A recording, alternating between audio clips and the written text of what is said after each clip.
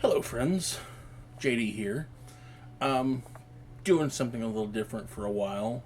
Gonna be reading a essay I wrote several years ago, and it's called the Freethought Doctrine. Gonna break it up into chapters, so feel free to jump in, go back and see anything from the beginning, skip forward if something looks more interesting. But I hope you enjoy this series as we go through it, and you'll tell me what you think at the end. All right, let's get started for today. Part 2. Why we seek. We've all heard the stories of our barbaric ancestors and their search for reason and understanding in the chaotic earth of 100,000 years ago. We can ascertain why they came to conclusions about life and the universe around them, taking a misunderstanding about the resurgence of life in springtime and assuming it meant that a glorious, benevolent other being had delivered them from the evils of the harsh winter monster. This is easy for us in the wealth and comfort of modern life to look back and be amused at our ancestors' seemingly silly search for something beyond them.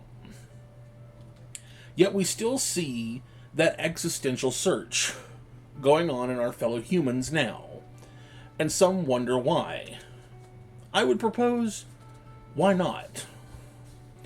The evidence of a greater being, whether you call it the Great Spirit or God or Allah or Mother Earth or one of the greats in many terms we have created to identify a being of greater, higher, supernatural power that had something to do with the possible creation of humanity, the Earth, or the universe as a whole. I do not personally find any overwhelming evidence to suggest that such a being currently or has ever existed. I would suppose that an ancient creator alien idea has just as much reasonable evidence for being the creation of humanity as any of those humans have used to divide themselves into cult-like tribes throughout our history. I do not care to debate the evidence or lack thereof in this text, but the context of that lack of evidence is one of the things that makes our ongoing search for meaning all the more fascinating as a part of our society and how we have developed. So why do we still, as Douglas Adams put it, want to know the meaning of life, the universe, and everything? What is with our desire to know? Why are we so arrogant to think that we deserve an answer? A funny thing about human arrogance is that it seems to have no limit. When we think, surely a person arriving at a certain point of narcissism must step back from themselves and take stock of the true nature of life around them. Those people frequently surprise us and step beyond that line and continue on with no thought of what it has done to those behind or around them, and frequently any damage that arrogance has done to even themselves. I feel that perhaps that arrogance is a sign of what we truly seek is a greaterism, a manner of greatness beyond any controllable human possibility, agility, or ability. Greaterism would easily explain why we so frequently attribute the kind of extreme super abilities to these deities that we have throughout history, throughout religious history. Our social and personal desire for greaterism is the sense of knowing more than others, allows us to attribute omniscience to our deity. Our desire to surround our enemy allows us to attribute omnipresence to our deity, when in truth, our use of positioning a deity in certain ways has been our way of attempting to take on that greater trait to ourself. So what is at the core of the search for greaterism? Arrogance, power, and pride, while easy to excuse for this, are not the core of our animal instinct for understanding ourselves. I suspect there is, in fact, an animal and chemical instinct in our desire for self-understanding, which has so frequently exposed itself as our desire for a divine purpose. It is amusing how frequently the religious texts that we have conjured throughout history have instructed us to consider or reflect on the animals in nature as a reflection of the deity's sign of caring or love, and of the natural way of life as reflected by the animals or the plants. One prime example of this has been the use of doctrine to disprove of or even outright murder those who were homosexuals. Yet, when you look to nature, more than 1,500 species around the globe have shown a variety of sexual proclivities, yet the pious insist it is an anomaly for humans to fall into such a category. Again, consider transsexual as a mutation variation.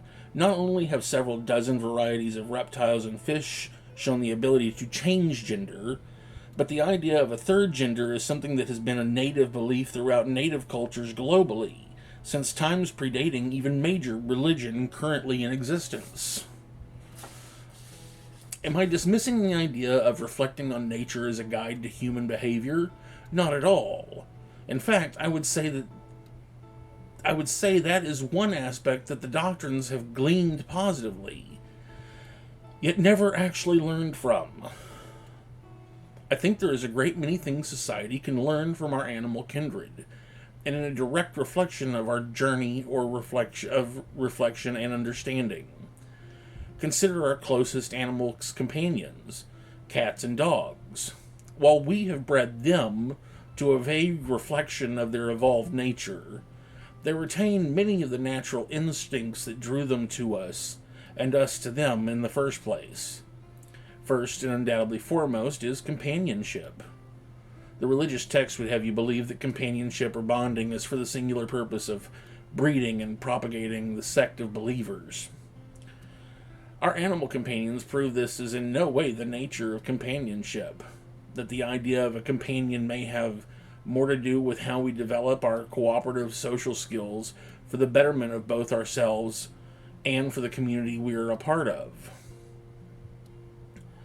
Companionship is about nurturing a balanced, stable, trusting relationship in which each person bonded to the companion group is able to bring qualities to the group that allow for each individual involved to sustain a healthy and comfortable life as a group. The lack of true bonded companionship amongst humanity has been a downfall with our cycle of social relationships in modern humanity. The further removed we are from one another by belief, arrogance, and pride, the less we care for the well-being of our kindred, and the more we're able to dismiss the tragic events that happen daily to our fellow humans, both near and far. Standing by placidly waving a flag of care does not correct injustice or make better the lives of anyone on the planet. What can nature teach us about our existential draw for purpose and meaning? I encourage you first to ask your pets what they think is the meaning of life. The answer may surprise you, but I can only glean reflections of the thoughtful purpose of a cat or a dog, or a tree, or a flower, or a human, or a fish. With that gleaning, I have come to suspect that in truth, many of us, tree, human, cat, or any living thing, can ascertain from one another is that the search for meaning is in the growing and developing of ourself and our community. I would consider the many great forests around the globe, the trees towering, always growing upward, but beneath the surface, the roots also grow out and join together, linking them one tree to the other, a massive network of nutrition-bearing anchors.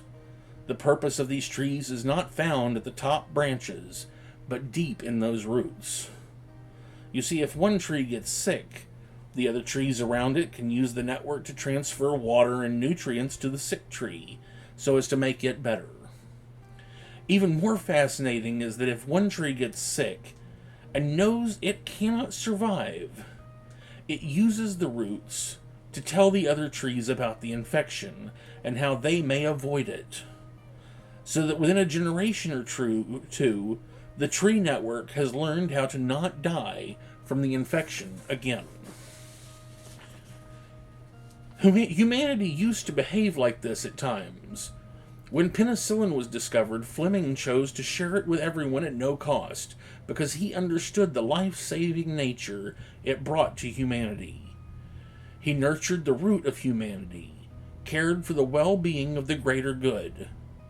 Only when we put aside the pride and arrogance of our search, then will we begin to understand the root of our journey, which we are a part of a larger collective of beings, which can only benefit from cooperating and companionship. We seek out purpose because we do not know how to identify the purpose within ourselves. Not some spiritual, meta, God-ordained purpose, but the purpose that we create for ourselves within ourselves. When Deep Thought was asked in Hitchhiker's Guide to the Galaxy, what is the meaning of life, the universe, and everything? Deep Thought responded that the answer was 42, and that you could not understand the answer because you don't understand the question. The result of which was a very meta series of strange events that had very little but everything to do with the origin of the journey.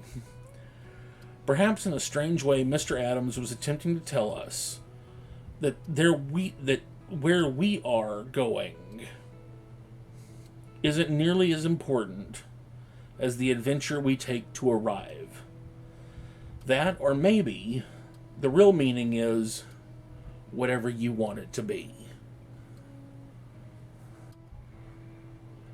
Thank you for joining me today. Come back next time when we'll look at more of the Freethought Doctrine. Feel free to go back and look at any other parts. Jump forward. Leave comments. Subscribe. All the typical fun YouTube stuff. And I'll see you next time. If you enjoy my videos and want to see more, please like, share, subscribe, and ring the bell icon. If you want to support me, you can find me on Patreon, or go over to Zazzle for prints of my artwork, t-shirts, and other cool stuff. If you're still here, why? Do you want to jam out?